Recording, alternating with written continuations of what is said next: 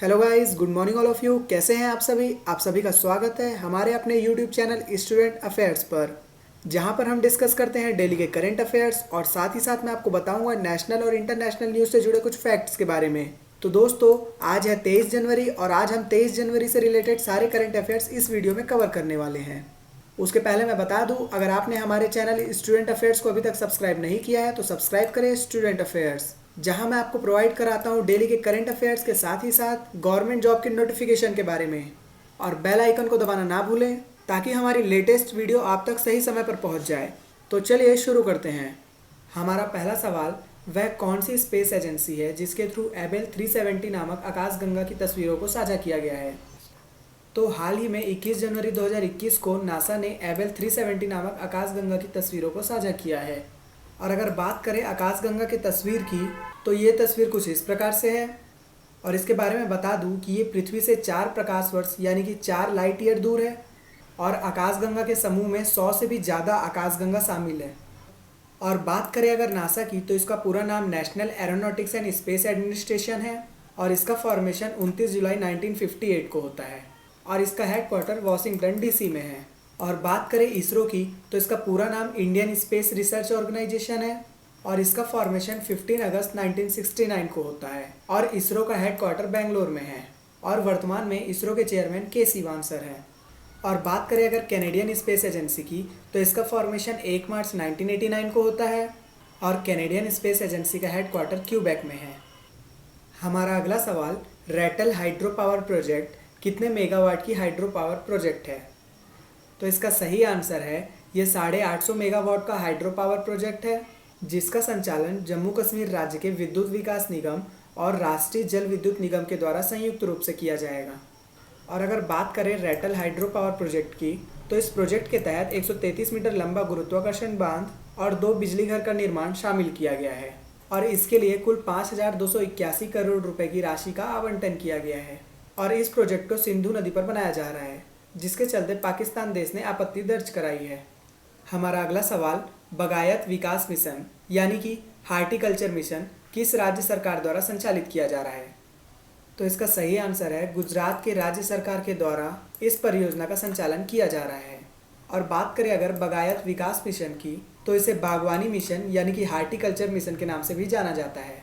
और इस मिशन का मुख्य उद्देश्य बागानी यानी कि बगीचे और औषधि खेती यानी कि आयुर्वेद प्रोडक्ट से रिलेटेड जो खेती हो रही है, उस प्रकार की खेती में शामिल किसानों की आय को दोगुना करना। और इस प्रकार के मिशन में स्प्रिंकलर और ड्रिप सिंचाई के उपयोग को प्राथमिकता दी जा रही है।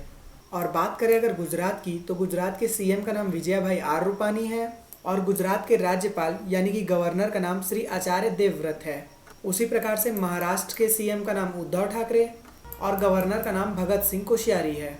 और बात करें अगर केरल की, तो केरल के सीएम का नाम पिनराई विजयन और गवर्नर का नाम आरिफ मोहम्मद खान है।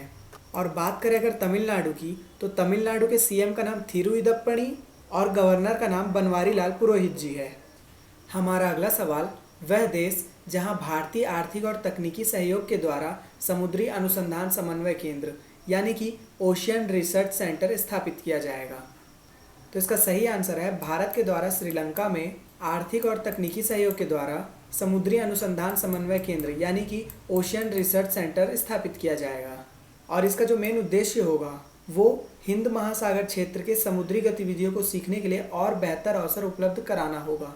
यानी कि हिंद महासागर के क्षेत्र में जो समुद्री गतिविधियाँ होती है, उन गतिविधियों को सीखना और उसे समझकर उसे और बेहतर बनाना, यानी कि उसका डेवलपमेंट करना। और अगर हम बात करें भारत और श्रीलंका को जोड़ने वाले ब्रिज की, तो वो जो परियोजना है वो परियोजना शिपिंग कैनाल परियोजना कहलाती है।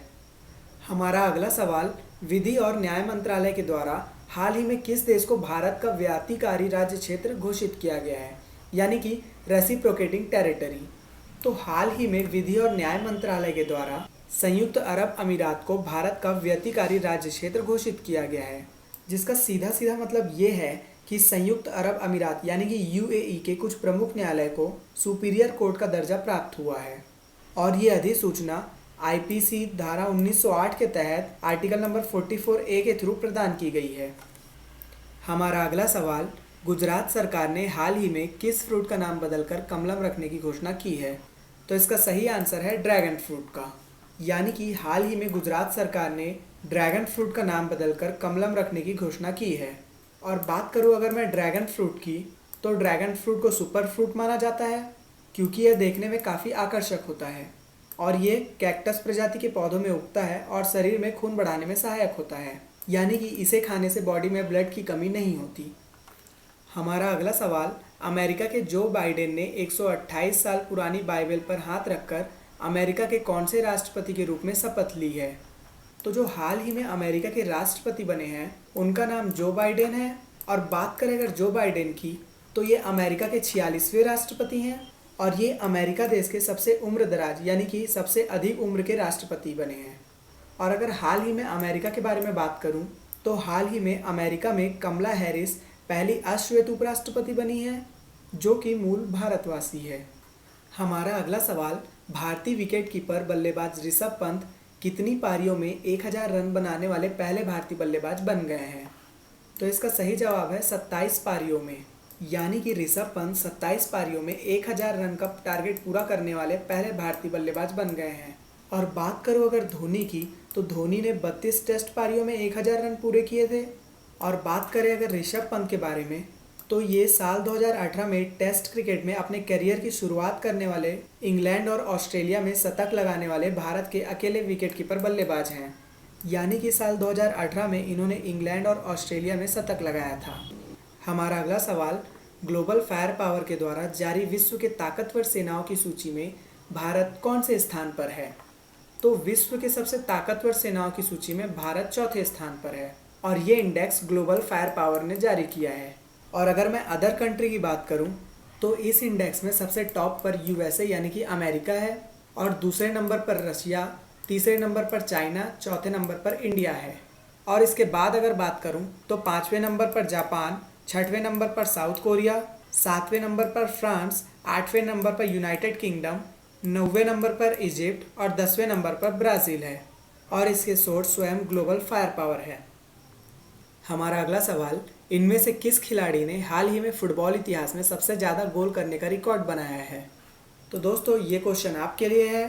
अगर आप इस क्वेश्चन का आंसर जानते हैं तो उसका आंसर हमें कमेंट बॉक्स में दीजिए और अगर आप सही जवाब देते हैं तो आपका नाम हमारी नेक्स्ट वीडियो में होगा।